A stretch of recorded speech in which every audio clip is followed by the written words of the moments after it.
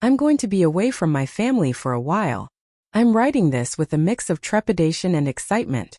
I'm 21 years old and the youngest of 5 kids. My parents are very religious and we live in Utah. When I was growing up, there was a lot of pressure to perform well. It didn't matter if it was grades, looks, social activities, or even friends. I'm different from my siblings in that I've never been that interested in math and science.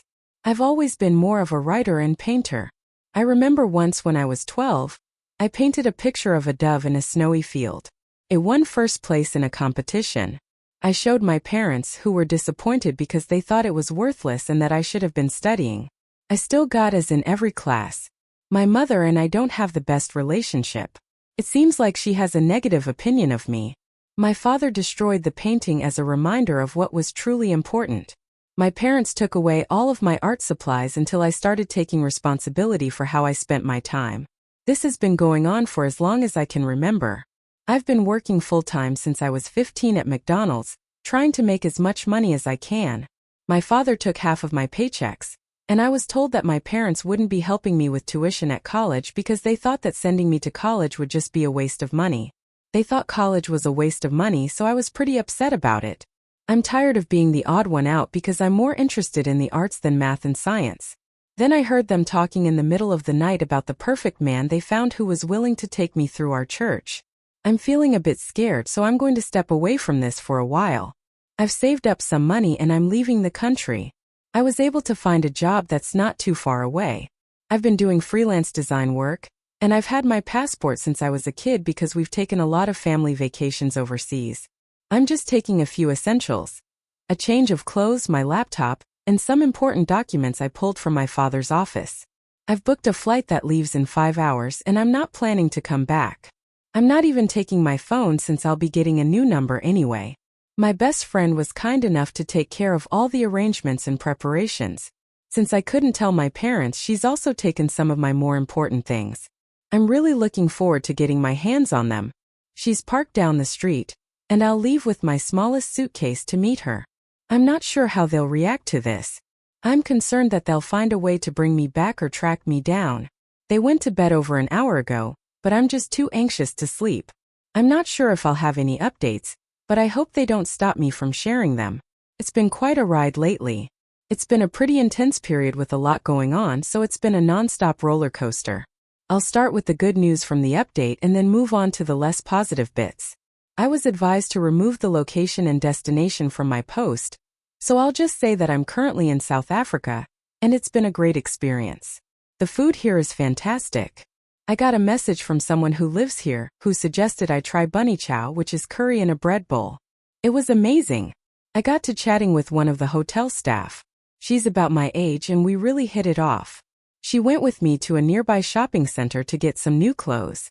On the plus side, I'm used to wearing dresses, so that's not an issue. They're very lightweight and breathable, which is something a lot of dress fabrics aren't. She also suggested that I've started looking for an apartment and I've found something within my budget. It's a fraction of the cost compared to the US, which is truly astonishing. I'm looking at studios with lofts and kitchens for around $81 a month. I won't have to worry about housing.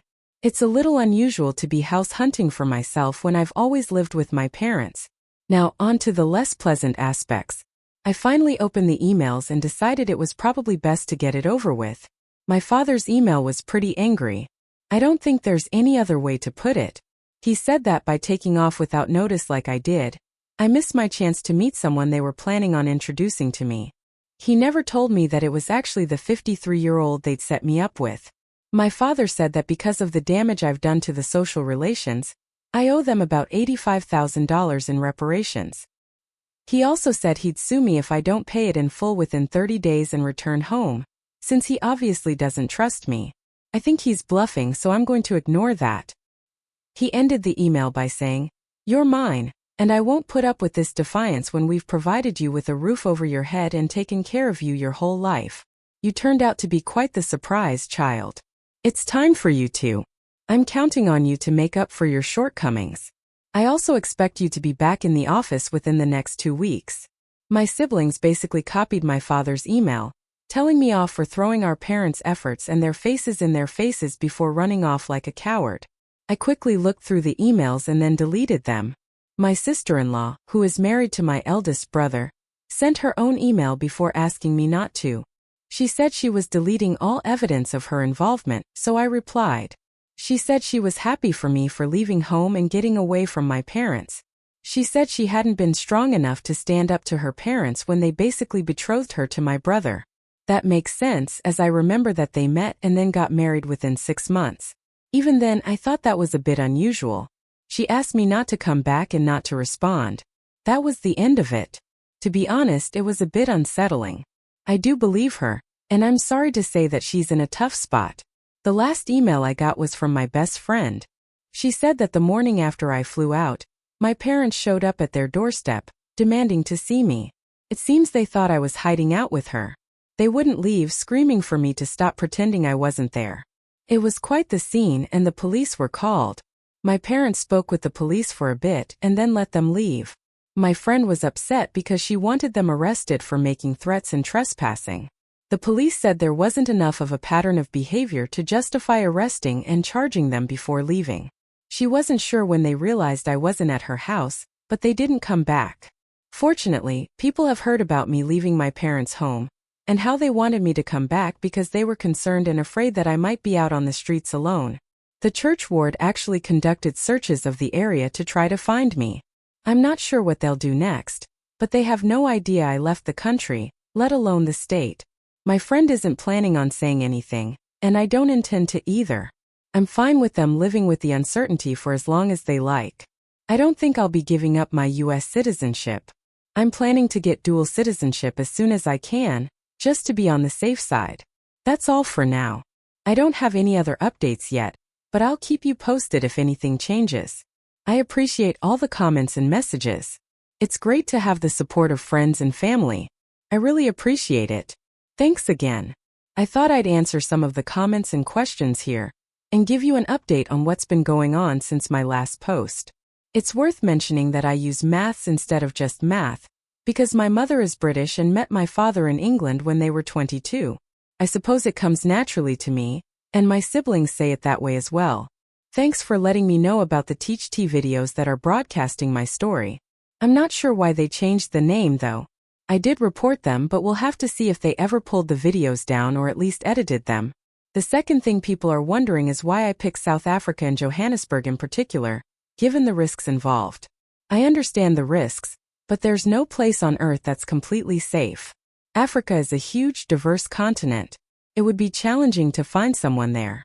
And because those videos got so much attention, I've had to leave Johannesburg sadly and go very far away. It's still in Africa though. I'm currently in a very secure location, and several people recommended it to me. It's a great place to be and the people are fantastic. I might even go back to school and get a degree. I haven't had a chance to respond to the emails yet, but I've saved them in printed copies. I'm holding on to them just in case. I don't intend to renounce my U.S. citizenship.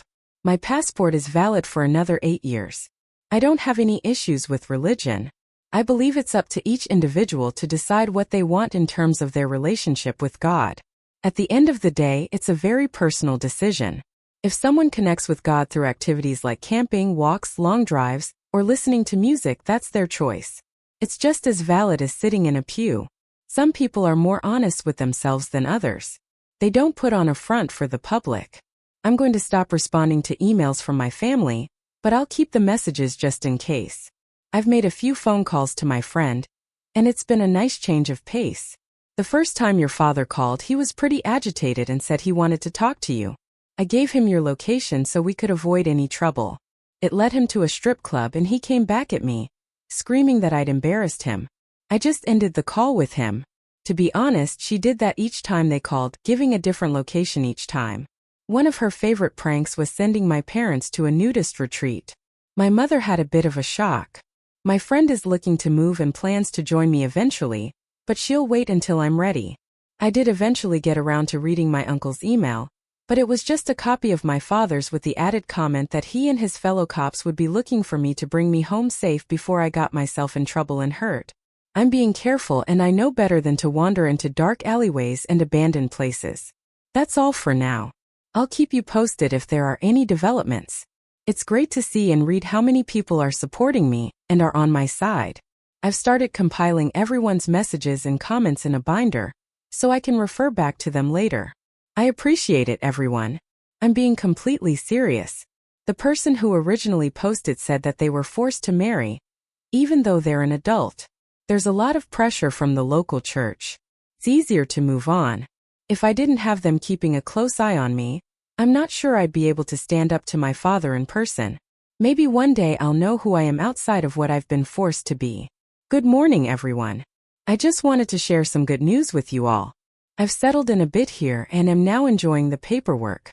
I've found an apartment, and while it has 2 bedrooms, one is for my friend when she comes to join me. I've made a few connections here locally, and I'm starting to feel more confident.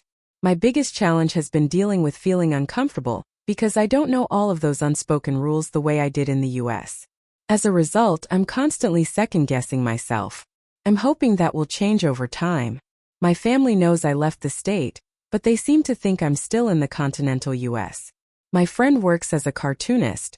She doesn't earn a huge amount, but she makes enough to live comfortably. She's doing well for herself and is ready to move on. She thought it would be a nice gesture to send my parents a little something as a gift. She only told me about this recently. She spent a few hours drawing my parents at each location they visited, including their reactions. Each scene ended with the phrase, "Abate, abate, abate." Unfortunately, I've never seen Looney Tunes as she said she named it because my dad is similar to a coyote, but I'm still not totally sure what that means. She also said that everyone else would understand it before then, and told me to watch it. Maybe she could join me around October 9th, once she's finished her travels. All the items she hasn't sold are in a secure storage unit, including the items she's been holding for me. The biggest surprise came after my father. My father had a bit of a breakdown. After I didn't respond to him, it seems he got into a fight with my mother at church. A lot was said, and it seems that my mother had been unfaithful to my father, which is why she never liked me. I guess my father took her back despite everything because I reminded her of her mistakes.